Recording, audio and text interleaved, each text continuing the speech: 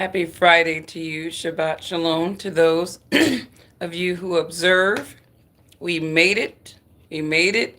I swear I've been off this whole week just because of the holiday. Like it just seemed like Friday came before I knew it. I didn't even realize it was Friday. Um, I had something I needed to do today and it just crept up on me, but it was all good. Got it handled. But anyways, I've been meaning to do a video because apparently Kamala Harris's finance team, I guess the Kamala Harris camp now is like, look, what's going on, Brian? I see you.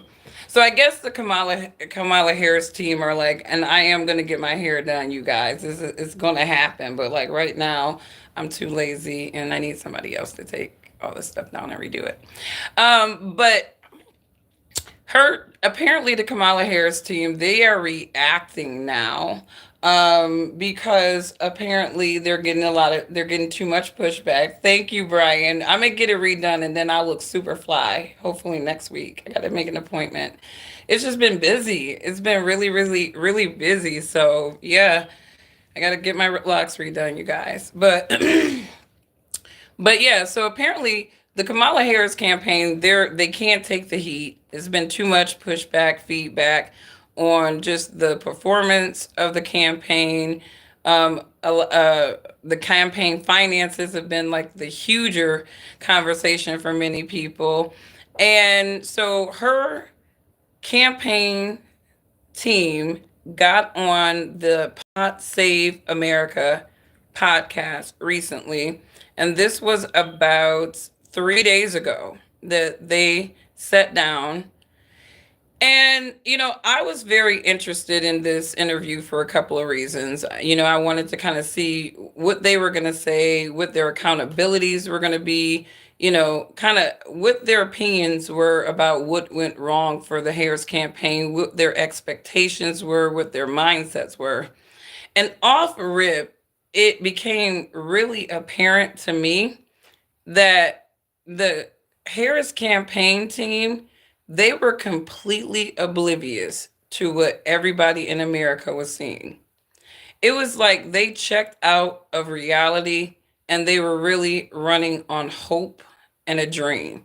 And you can tell this by the way that her deputy campaign manager is talking.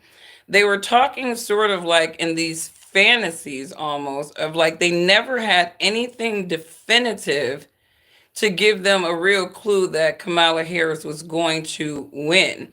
They kept saying, oh, we kept seeing this margin of error. But then in this interview, they were literally acknowledging that they were seeing blue states leaning towards red, right?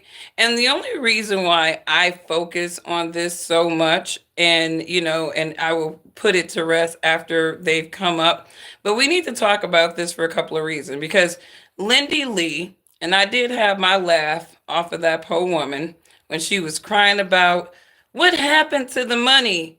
What happened to the money? And I swear to God, y'all, every single week they're adding like more money to how much she raised. First, it was she raised the billion. Then it was she raised 1.5.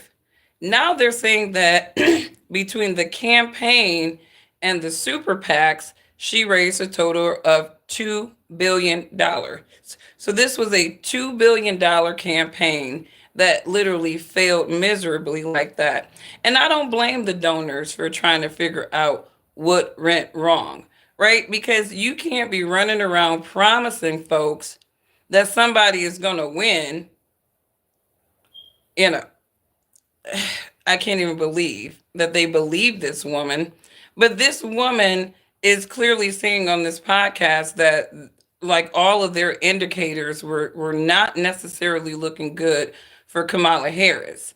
All right. So the first thing that I noticed right off the bat, and you guys should check out this interview if you're just curious about this tea.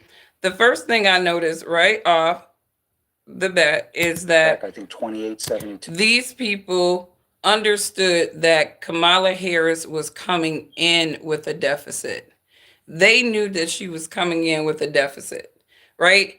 And that was because Biden was actually in the he was actually in a deficit, right? He wasn't doing well when it was just Biden and Trump. But they said, and I really do believe that Joe Biden did this on purpose. I really do believe that somewhere between somewhere, there was a portion of the Democrats that did not want Kamala Harris to run. They didn't want her to be a nominee. And they delayed it so much that Kamala Harris only had a 3 month window to really try to land the party home with the win. They knew that she wasn't going to win. And so for me going in, I can understand why they were spending as much money as they did to try to get her to win.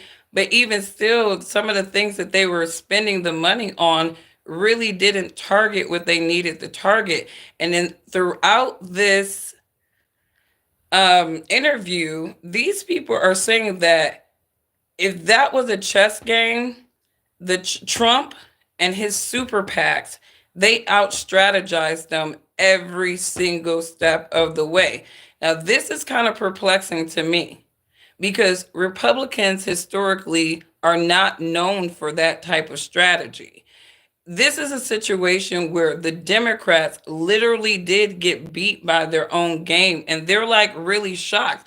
It's like they weren't really paying attention to what the other guys were doing, or they thought that they really just had that much money to pull it off. Whatever the case, they did not see the Republican strategy at all. The rest of Americans were sitting back and watching the Republicans do exceptionally well on the marketing front, super PAC front. They had Turning Point USA. They had all of these segmented groups that were targeting certain demographics. You had Charlie Kirk doing the footwork at the universities, right?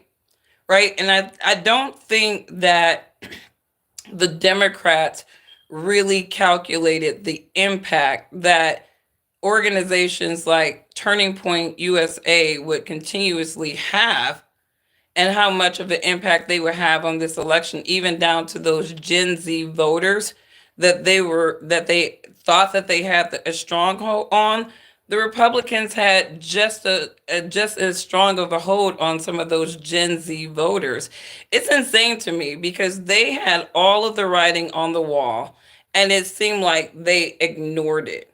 They are really acting like they just got sidelined on this win. It's insane to me. But Lindy Lee is on the mic because I guess she done seen this interview too, and she's not very impressed with what they're saying. Excuse me. And this is what Lindy got to say. And this is how I found out it was 2 billion, because Lindy is just singing like a canary. She's gonna go on every network until they know where this money went. And they're already telling her. And I think one of the things that I want to say is I'm hearing Lindy Lee respond to this podcast interview. But I think Lindy is trying to be a little too dramatic here too, because they really are telling you where the money went. They had to really get this woman to the finish line in 3 months, meaning that they had to get people to like Kamala Harris. So they have to go overtime on branding her, selling that story, the middle class, all that stuff. They had to go overtime with the marketing of that for her. So, I mean, I think she's been unfair to the Harris team a little bit because but at the same time, I can still say that $2 billion is still And what did you make of this unreconcilable. podcast? And what did you make of the fact that it seems like the Harris campaign leaders were blaming everyone else except themselves? Ryan, thank you so much for having me. I've been following your reporting over the years, so it's great to be with you. I was actually surprised. Well, not entirely shocked that they failed to address where the billions of dollars went. Let's bear in mind that it wasn't just $1 billion. It was 2 billion because they raised $1 billion through the campaign and another billion through the super PAC. So where did that $2 billion go? And so we know so far that millions went to celebrities, went to private jets, to ice cream. $450,000 a day was spent on the Sphere. And bear in mind that we lost Nevada. So it's astounding. Okay, And so how I think what's going on with the media too is they're focused on all the things that they think that Americans would think is juicy, like 4 million private jets, They said 494 million went to advertising. That makes sense, right? $2.5 million went to Oprah's company, right? They had six figures to build the podcast, 15 million for event production, including concerts. So they spent 15 million on the concerts, and we can conclude that the assumption is that event production, including concerts, that included no, because 15 million on just the production, actually, because if Beyonce walked away with 10 million and they had all them concerts, yeah, that was just the production cost for the concerts. So it kind of makes sense in a way. Not really. Not really. I mean, it's still not mathing for 2 billion. The only thing I can think about is that a lot of those consultants, and I said this before in another video, a lot of consultants and their homies got hooked up. That campaign seemed more like, to me, a money laundering scheme. It just seemed like a money laundering scheme on a candidate that those people knew was going to lose. That's what it seems like to me. It doesn't, nothing is not adding up. Like, even if you did a $500 million on advertising, it's just somebody walked away. Somebody is much richer. A couple of people are much richer because Kamala Harris ran for president. That's what it's looking like. It looked like so many people got chopped off and enriched knowing that this woman was going to fail, but they were literally punking their donors. I can understand why the donors are pissed right now. I can understand why some of the donors are pissed. It's like literally watching rich people hustle other rich people. That's what it looks like. It looks like rich people hustling other rich people, because I can't believe that this would be part of, like, I can't believe the grassroots would be this pissed off. These are millionaires who feel like other millionaires have probably punked them. That's where Lindy Lee is really coming in. This is where Lindy Lee is really coming in. How can Americans believe that the Democratic Party can properly handle taxpayer funds if we can't even handle a campaign? There has to be a serious accounting and a serious postmortem, not just slapping each other on the back and congratulating each other. And see, this is where Lindy Lee is kind of exaggerating, because I don't see Democrats slapping each other on the backs. I don't see Democrats congratulating each other. If anything, I see Democrats trying to avoid this question, avoid the loss, avoid the reality that they raised $2 billion for this woman to fail like she did, right? And I think that people are trying to ask questions that are very obvious. You know, this was a big money laundering scheme to me. I really do feel like it. Like, the Democrats literally found a way to raise money and to enrich some of their buddies, because the campaign is saying that there was nothing definitive about their metrics. They saw all along the way, they're going to say that they did not see what most Americans were seeing. Right? This is, and I can't believe that they were just oblivious the whole damn time. Too, about 70% of the country saying they were angry and dissatisfied. You had Trump's approval rating on his first term, frustratingly high, 48 to 51, depending on the state. Obviously, the incumbent president's approval rating around 38 to 41, depending on the state. And, you know, I think the economy and inflation still driving a lot of votes. So I think, given that we had a challenging political environment, the fact that we got the race to dead heat was positive, but boy, it was slow moving. And I think we were focused on 7 states. You know, that's our windshield into the world, the battleground states. But, you know, what we saw on election day was, you know, New Jersey and California and Connecticut and New York, massive shifts. So I think where Kamala Harris campaigned, we were able to keep the tide down a little bit, but it ended up being a pretty... I want to go back to Jen O'Malley Dillon, because Jen O'Malley Dillon was the one who was promising the campaign donors. So I I wanted to see her in the hot seat. We saw early vote really ending strong for us, and saw the types of voters we wanted to see turn out. But we expect. And I didn't think that the early vote really turned out strong for the Democrats. I thought that actually for the first time in the early vote was in the Republicans' favor. And that should have been an indicator for them right there that they were in trouble. And what really irritates me with this lady is that when this man asked her, like, when did you guys think that this was not going to happen for you? Literally, she says, expected this to be close. We also expected that Florida was going to come in a bit redder. Virginia, we knew was tracking to being, that we were going to be ahead, but that we would be ahead by less than we were in 2020. So we were expecting to see that when we saw that. We also did anticipate that the night would go relatively long because some of these states would take longer to come in. But I think it was, really after polls closed, there was nothing that we saw throughout the day. There was nothing that we saw. So they're saying that they had zero indicators that Kamala Harris might lose this election down to the day of election and polling is when something clicked that says, guys, we may not make it. How is it that this campaign ignored what most of America was able to see? That this is exactly why she lost, is because they were ignoring the obvious in front of them the entire time. And I think, and she says it like they were spending their time on things that they thought would help them at a cultural grassroots level. So for her, she even said that it wasn't even about politics all the time. They were trying to create a cultural revolution. And so they were spending money on creating a cultural revolution.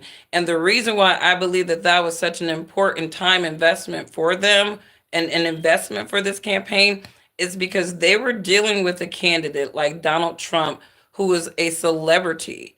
He literally had a following of his own, a cult-like following of his own, right? And they're putting Kamala Harris against that. So I can believe that when you're putting a Kamala Harris against a guy who has a cult following already, I can believe that can be pretty expensive.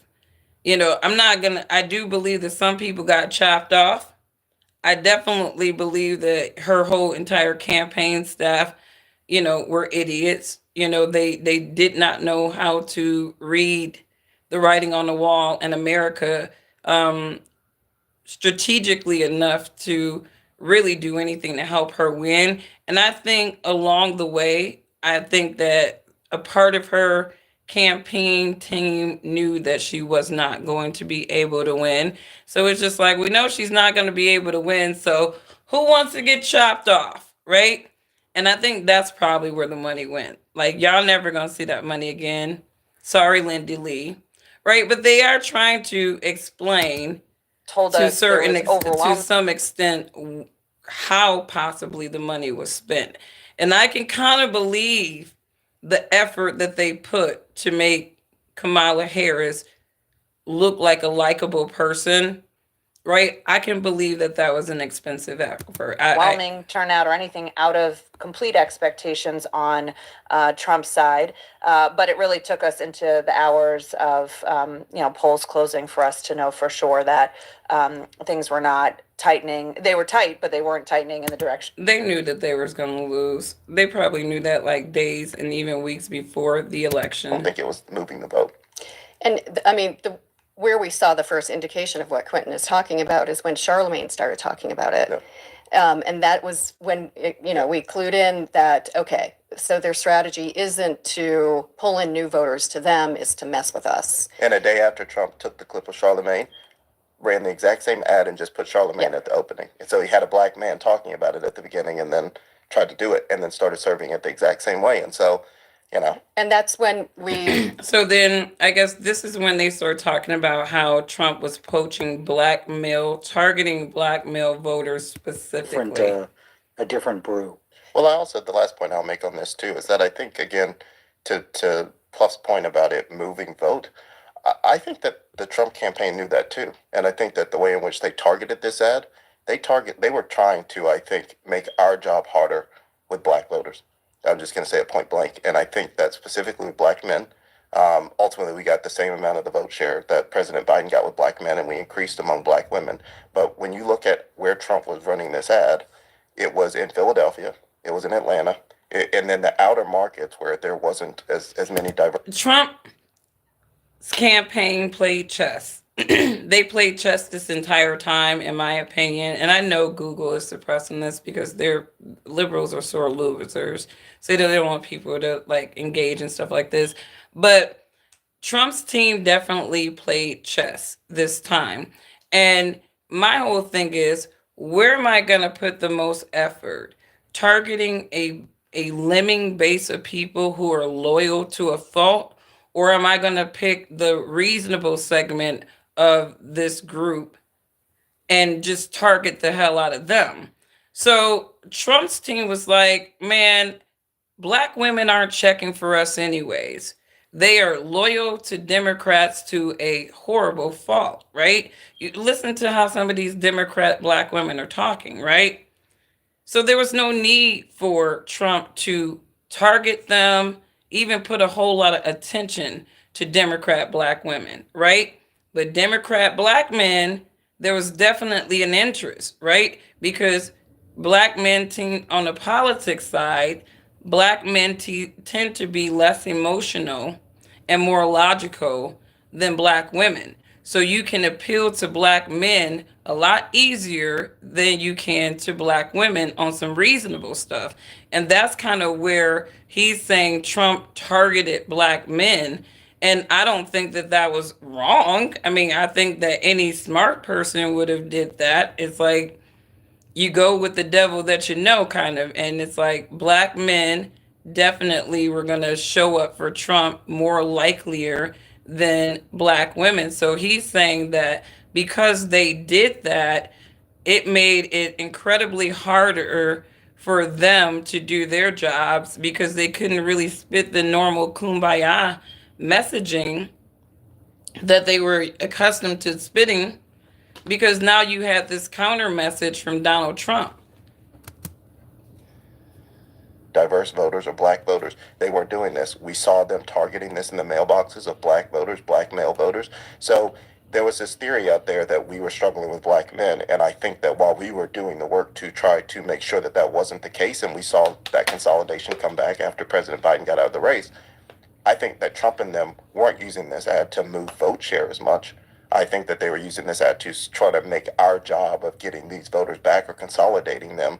And I think ultimately, if you look at it from that metric, it wasn't effective. But I think, again, the content of it and, getting it from the way it was talked about in the press and narrated about, this sort of earned echo chamber around these things can have much more of an impact on them than the money that's put behind them. And I think that this trans ad is one of those, because if you look at how Trump was targeting it, it didn't move those voters he was targeting, to Pluff's point. But I think it did make our job of sort of trying to get in front of them and making us seem like we knew what they were going through and we were focused on their problems much more difficult. And so that's how I sort of see it, but I don't think it was moving the vote. And I mean, where we saw the first indication of what Quentin is talking about is when Charlemagne started talking about it. Yeah. And that was when, we clued in that, okay, so their strategy isn't to pull in new voters to them, it's to mess with us. And a day after Trump took the clip of Charlemagne, ran the exact same ad and just put Charlemagne at the opening. And so he had a black man talking about it at the beginning and then tried to do it and then started serving it the exact same way. And so, And that's when we had been doing the research to try to figure out what the actual policy was, where does this come from, and discovered that it was the Trump policy also. And tried to push that out there. The New York Times wrote about it. We tried to force a discussion on it. It didn't ultimately get going. She did get asked about it on Fox News. Her response was that was the Trump policy as well. We're to follow the law. But ultimately, there wasn't enough earned media on that piece, and we certainly weren't going to run ads on that this was a Trump policy. Pod Save America is brought. So, they're I would say if you're curious about Kamala Harris's campaign team, what they look like, you know, I wanted to see Jen O'Malley Dillon, right? I wanted to see who was spending the money. She had a very horrible review. She had a horrible review. People had terrible things to say about her. Um, and I think, I do agree with Lindy Lee that, a lot of these consultants that the DNC have used historically, repetitively, they need to stop using these people. They need to stop using these people because apparently they're going to get paid no matter what. They're going to get paid no matter if your candidate wins or loses, right? They're there to do a job. They are not there to guarantee an outcome. But in Jen O'Malley Dillon's case, she was actually running around, according to the donors, guaranteeing outcomes, promising, according to Lindy Lee, that Kamala Harris was going to win, right? And I don't think she had a lot of foundation to be telling people that as she was taking their money. But, on the flip side, they were stupid to give her their money with somebody promising you that somebody's going to win a presidential election. Like if somebody's promising me that, I want to know what the election interference is going to look like for such a guarantee to go down, right? That before I give you my money, right? I need to know what interference is going to happen before I even give it to you, right? Because you're running around giving folks guarantees and promises. And I think this was the big thing with Lindy Lee is she promised these donors who raised millions on the grassroots level for Kamala Harris that she would win. And obviously she lost miserably. And not only that, they're coming to find out what their money was actually spent on. And it was a bag of garbage, but it's still not really adding up, right? All that stuff that they invested in trying to make Kamala Harris look likable, popular, it really still didn't add up to $2 billion. So our assumption with this entire thing is that there are some consultants who got paid heavily, to be a part of Kamala Harris's campaign. And, donors, you guys paid for those consultants and they consulted her to her loss. So lesson learned. Now you got to vet your candidates. You got to vet your consultants, right? And you got to make sure that they have a true vision that they can see the writing on the wall. If your consultant can't see what the rest of America can see very clearly, right? If they can't see that, they're not a good consultant. Everybody in America felt like Trump was going to be winning this election weeks before he even won the election. That's how much it was looking like that from the ground.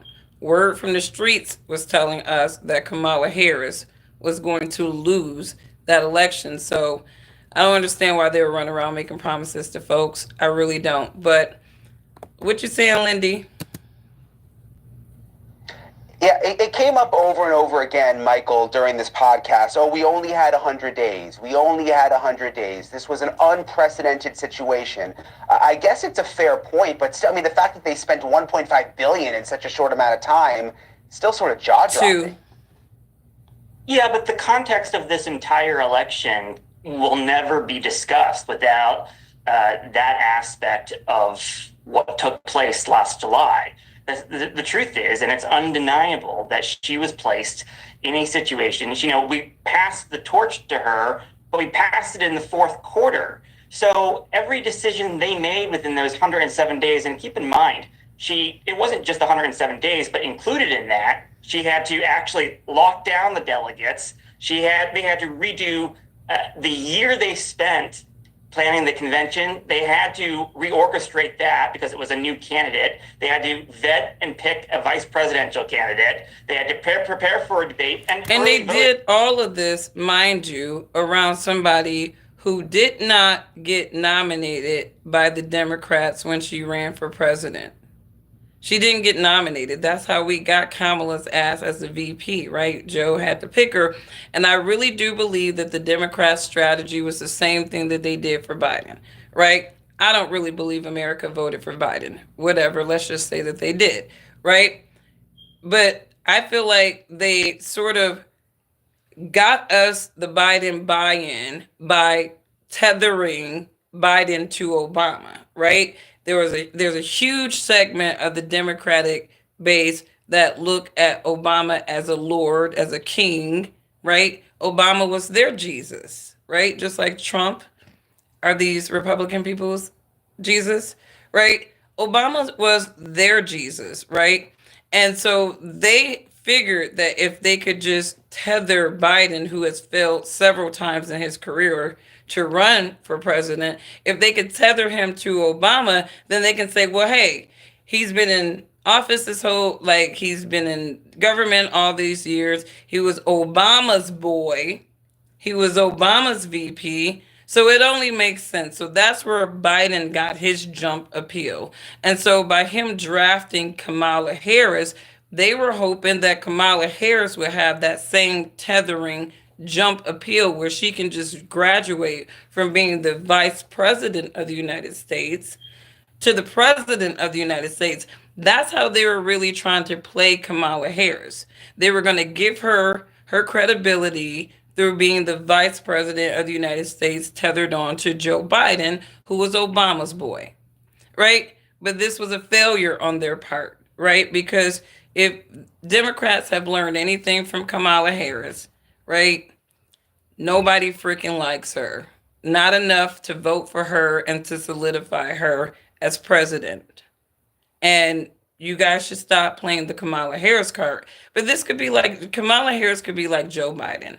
How many times did Joe Biden run for president throughout his career before he actually became president, right?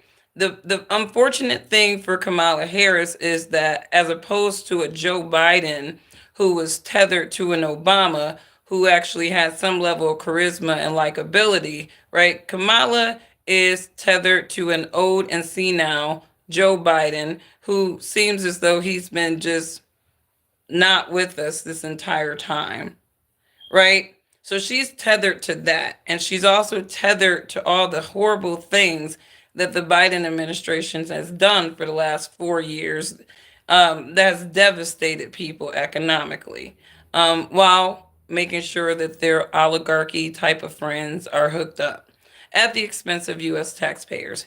They love squeezing us, with their unrealized taxation on things that haven't even happened yet, right? When you think about an unrealized gain, what is the first thing that comes to your brain? That you didn't realize it yet, and yet they want to tax what was not realized. There are so many reasons why Kamala Harris lost. There are so many reasons why Kamala Harris lost. They love taxing people. They love short squeezing hardworking people, and they got tired of that. But anyways, you guys, that is my take. I'm done with this failed Kamala Harris campaign. We can move on. I can move on from this BS because it's just, to me, there's just so many things going on with this thing that is just sad at this point. It's like, it's a hot freaking mess. They knew it was a hot mess. They went on the ground, raising money, collecting people's money, knowing that this woman was not going to win, knowing that their money was going to be futile. And only a few people, not the candidate, were going to actually gain from all those things that were being raised. Because, yeah, the donors are pissed. Voting started in some places in mid-September. So it's unfortunately, there are a lot of things we could debate over: tactics, candidate error, line-by-line spending.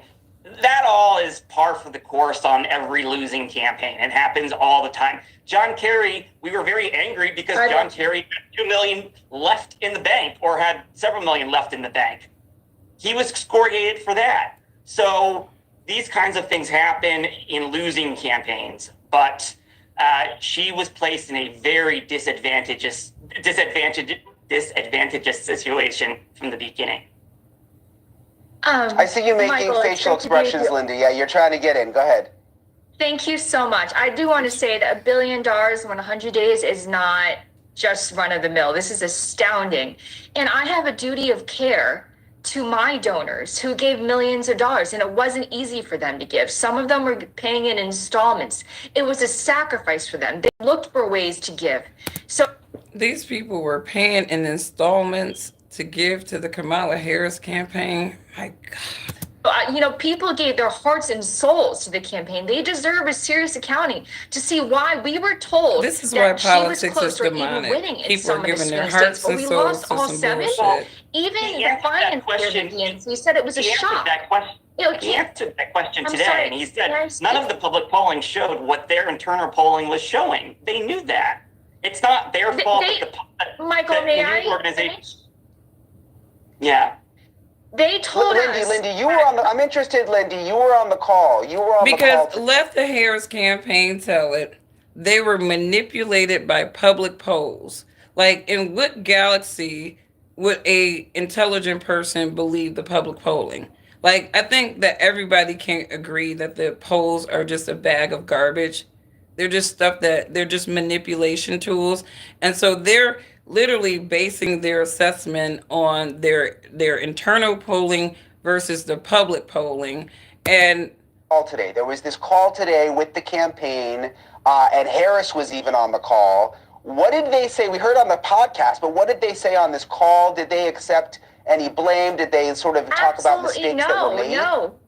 No, none. No responsibility, no accounting, no postmortem, no explanation. All they said was that she was a visionary leader, that the Biden-Harris administration was a tremendous success. We didn't hear any sort of explanation for what exactly happened. This was not a squeaker of a race. This was not a close race. This is a serious shellacking. okay, and I think that Lindy Lee at this point is just a sore loser. I think that she just hates being on the losing team. She hates the fact that Kamala Harris got beat like that. But I do feel like she's missing a bigger point. That Kamala Harris was literally thrown into the ring, as opposed to being able to do a primary, have that time for people to get to know her. She really did not have, 6 months to really put herself out there or even try to, in my opinion, reintroduce herself in a way that was more likable. But to the fault of her campaign, they were puppeting her. Like, Kamala Harris never had a freaking chance in this race. Personally, she never had a chance. They were puppeting her the entire way. And so, I don't blame Kamala Harris for the loss. Honestly, Kamala, you lose for being a puppet. It sucks to be a puppet. You allowed yourself to be a puppet. But I wouldn't internalize this loss, even though it has your name on it, to you. You had a very horrible campaign team. From what I understood, she inherited Biden's campaign team that didn't necessarily really like her. So she was forced to work with people that didn't even like her ass, right? So Kamala Harris, take the L. You were leveraged. Your side did not win. But honey, don't internalize this. Don't ever run for politics again, Kamala Harris. Don't ever run for politics again, right? Unless you can be yourself. But this all falls on her campaign team and the Democrats. Like, this is their loss. And that's why they're the ones who are internalizing this loss to this degree. But Lindy Lee, you should never give to another campaign again. And this is what I've said about her before. This woman should never donate to another political campaign again, because you are one of those people who would donate to a political campaign, and then when they lose, now you on a mic crying, talk about something. Where's the money? It doesn't make any sense. It actually kind of makes perfect sense when you're dealing with a timeline like Kamala Harris did. And you got to factor in the fact that a lot of people did get chopped off for their bogus ass consulting. But it does make sense that over $1 billion can be spent in 3 months if you were on crunch time.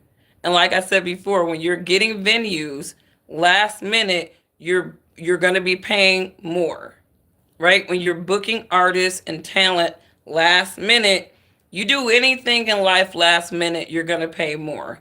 And anybody in life who knows this can sympathize with that. Anytime you do anything last minute to get it done, you're going to be paying a lot more than normal. So this woman seems a little, I'm kind of tired of seeing Lindy Lee at this point, because I think that she's just dealing with being on the losing side of the stick. I think she's dealing with being manipulated into believing that Kamala Harris actually had a real chance of winning when she absolutely didn't. The writing, the optics were on the wall from Jump Street that Kamala Harris was not going to go the distance for the Democrats.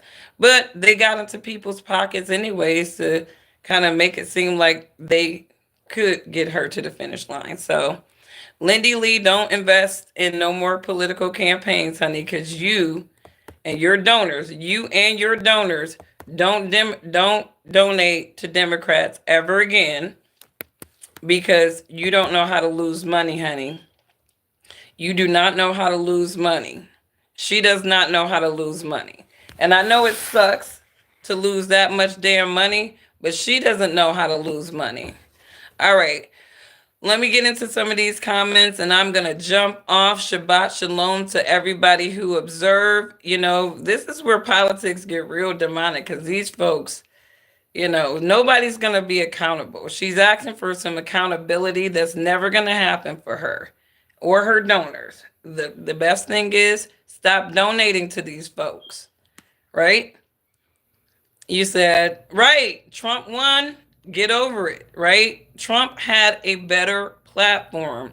He had an established platform, and I don't even think that those Democrats were even watching, because I could see the Trump platform expanding before my very eyes this last 4 years, right?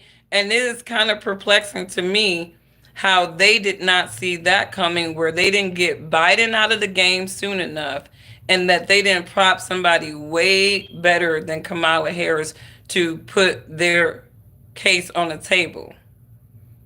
You know, it's sad. They should have probably played, I don't know what their beef was with Tulsi Gabbard, but they probably shouldn't have lost her, you know, because now she's on a winning team and they had nobody else. She would have been the alternative to Kamala Harris right away. Like, if the Biden card was not going to work, instead of using Kamala, they could have used Tulsi. But they pissed Tulsi off, so she flipped. So it's like, who do they have? Who is left on the Democrat side right now? Like, who could they prop that people could actually like right now? Like, and I've thought about this. Like, you know, who they have? Hakeem Jeffries, right? Like, what do we know about Hakeem Jeffries? He seems like, I thought he was going to be like their little Obama in the making. I thought Hakeem Jeffries was going to be a card to play for them. I definitely can see them playing Cory Booker, because, you know, when nobody was going to be playing with no sassy Cory Booker. We barely like to see his ass. But Hakeem Jeffries would have been a better alternative to Kamala Harris if he's a straight man, and if he has a wife, preferably a black wife. Hakeem Jeffries definitely could have had some impact. Kamala Harris' husband hurt her too. I'm sorry. But if you're going to play the black card and you're just going to play black people, make sure that black person have a black mate. Okay? Make sure that black person has a black mate, especially if they're hailing from these HBCU cults. Make sure they have a black mate. But I don't know who else they have that they can prop up. I really don't. Hakeem Jeffries probably was the more subdued, less dramatic one, but I'm pretty sure he talks out of the side of his neck when they need him to talk on some points too. So we'll see. You said I'm racist as fuck. And sometimes, if depending on how you're interpreting my conversations, anything can be racist to some of you folks. If she had a born child with her, I don't even know what you're talking about. If she had a born child with her marriage had, I think if Kamala Harris was an actual mom, she actually gave birth to cubs, right? She would have looked a little bit better, right? Um, it was double time horrible for her to be played as a black card with a whole white husband. No stab on people who are into interracial dating and race mixing. You know, I know a lot of people who are in situations like that and they're happy. No stab to you. Everybody do what you want to do, right? But when you're being played as a card, like Kamala Harris was being played, the last thing you need is a white husband. All right. It just doesn't work that well at the end, especially for black men, because that was something that Trump could have leveraged. So, anyways, and this is just true. Y'all want to think about truth as racism when it's just cold facts. It's cold facts that many of you want to be delusional not to think about. But don't think that the optics of them playing the black card with Kamala Harris and her having a whole white husband wasn't on the minds of people. Stop acting stupid. Like, seriously. Anyways, you guys, like, I swear, it's to be the Democrat people calling people racist. The first thing that comes to mind, you're racist. It's like, no, honey, you come from the Democratic position. You are internally bred to be racist. And that's just what it is. Everything is racist to y'all, you know, except for y'all. But anyways, you guys, have a wonderful, wonderful day. I can see how Kamala Harris' campaign failed. I can see how, you know, I can kind of see the flow of probably where the money went, aside from the bag of garbage. You had a lot of Democratic consultants, their kids, chopping off folks on behalf of this losing candidate that they knew were going to lose. But at the same time, rich people are still going to embolden rich people to give their money for some passionate ignorance that they can't deliver on, right? And that's basically what the Kamala Harris campaign was. It was a big fundraising for emotional people with these delusions of grandeur. I'm going to see the first woman president. They gave their money based off of that, right? They didn't care about nothing else. They were giving their money based off of these fluff dreams, right? And they got hustled. They got swindled. So Lindy Lee, next time you either give your money to Republicans and get receipts of what they're doing to it, or don't ever donate to another campaign again, because you just watching Lindy Lee on these news networks running off at her mouth about how Kamala Harris's campaign spent some money is getting tired, because she know how them people spent that money. She knows. She's just acting like a victim because she gave her money and she lost it like that.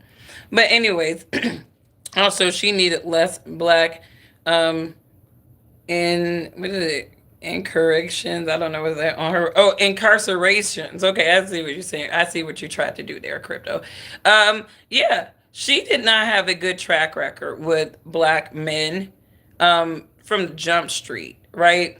Even when she tried to run for president the first time, that was one of those points that people came out right away. That dude, that woman, that she, and these are all black people, right? She really, there was a lot of people, you know, who knew of her and how she executed the law. They weren't really rocking with Kamala Harris, some of those people out in California. And that hurt her too.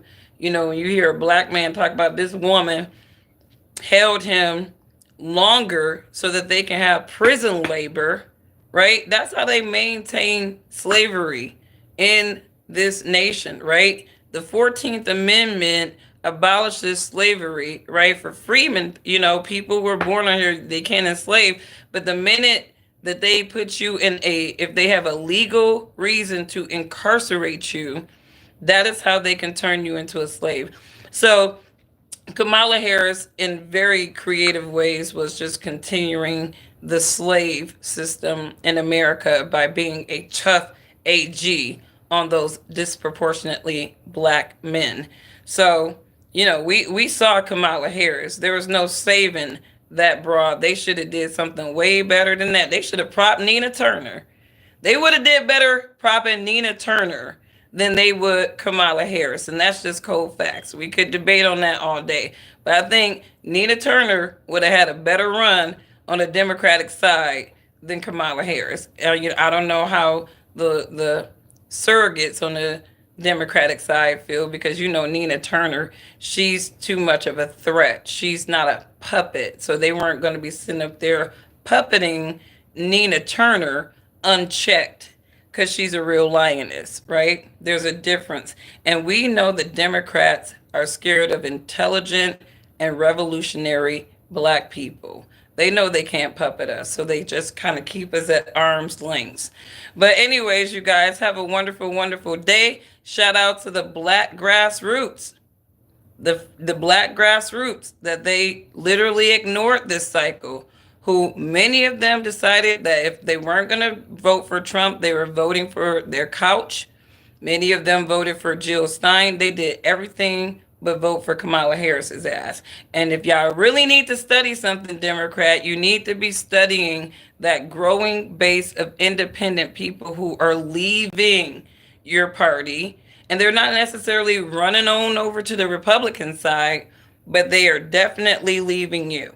So, and you're not able to retain those people. There are a lot of, the biggest issue with the Democrats is there is a huge future segment of their base that have moved over into the moderate and even in many cases the conservative side.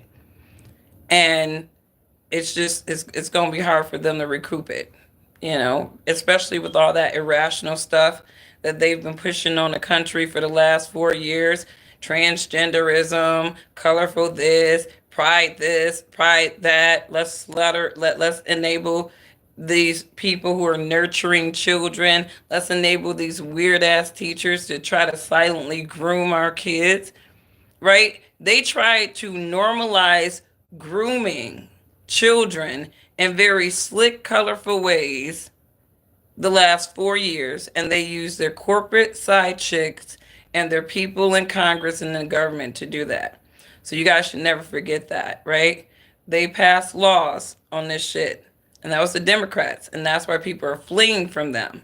We don't want you grooming our children, right? You groom your own children, right? And as I revealed in my video a couple of days ago, these people, when we're thinking about child sex trafficking, most people are thinking about kidnapped children.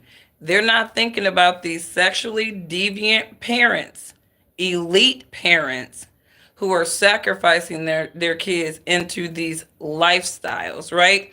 And then these are the same sick people who have political influence that can actually go out and normalize this stuff, even have their buddies create laws to normalize this sick, deviant behavior in America. So you guys have a wonderful, wonderful day. It's a sick world. It is a very sick world, right? And I think people are fleeing from the Democrats because of their mental illness and their sickness. They always want to put their shit on other people. But I think America has spoken. And so I think that, instead of these Democrats on the mic talking about, we hate the people who voted for Trump and we hate this, take y'all asses to therapy. Y'all need to go to therapy, because beyond the political cycle, a lot of y'all have some soul searching to do just in general, right? You're lonely cat people and you're not actualized. So that's what my advice to a lot of these Democratic folks are: just take a moment and rediscover who you are. Get some of that devil out of your soul, right? And, it wouldn't hurt to give God a try. I find that some of the most mentally ill and and just disturbed people, activated people with no self-control, the reoccurring theme is that they do not have God in their lives. And there is something to be said about people who actually have a spiritual crutch and belief system to help them to live every day with strength. So it's like, to me, I'm not about to sit there and just be just out of my element. I'm going to say, God, give me the strength, give me the direction, make me be still, make me be quiet so I can receive your strength and direction. And when you are close in relationship to a God like I am, right, you're not worried about half of this crazy stuff. You can laugh at some of this crazy stuff because what will be, and there is nothing new under the sun. The beautiful sun that God created, and the sun or the God of this system of things, Satan the devil. So there's nothing new under the sun. So just be easy, chill, right? Bring some of the emotions down if you're Democrats, right? You know, and just, if you got faith, right, you're going to put your trust in God and you're just going to keep it moving, right? That's what you're going to do. But anyways, you guys, we say don't forget Obama with the LBGTQ. Yeah, that was his signature. That was Obama's signature. Obama didn't come walking out the criminal justice reform president. You know, he didn't come out that. He came out the LBGTQ folks. And that man had about, what, 6 national hate crimes under his belt alone, right? I don't see how any black person can sit there and glorify and praise Barack Obama, because he was definitely not for us. He wasn't like us in the broad scheme of things. They just pulled the old okey doke on us, right? They sold him as a black man. When really, Trump was right. He was from Kenya. See, I think what they did with Trump, like, I don't think that Trump had the black delineation movement on his side when he was really doing that whole birther thing, right? And they were trying to say that Trump was racist when he was coming out with those comments about Obama. But I don't think Trump really understood how to articulate that. And I don't think he had like your Tariq Nasheed contingencies, if you will, co-signing why Barack Obama shouldn't have been considered a black American freeman, right? And I think if Trump would have made that argument in the beginning, people coming back later on, they would have been like, well, actually, he's not. He's not. In modern times, you know, that controversy about the birther thing with Trump, it wouldn't even be an issue today. It wouldn't even be a thing today, because now there are too many people co-signing what Trump has said about Obama not being a black American man. He is a product of immigrants. He's not a product of freemen. So anyways, you guys, black people are waking up. These Democrats are not going to be pulling no okey doke on us anymore. So you can put your best black face forward, and we're going to lineage test them every time if you're going to play the black card. But anyways, you guys have a wonderful, wonderful day, and I will catch you on the next one. Bye.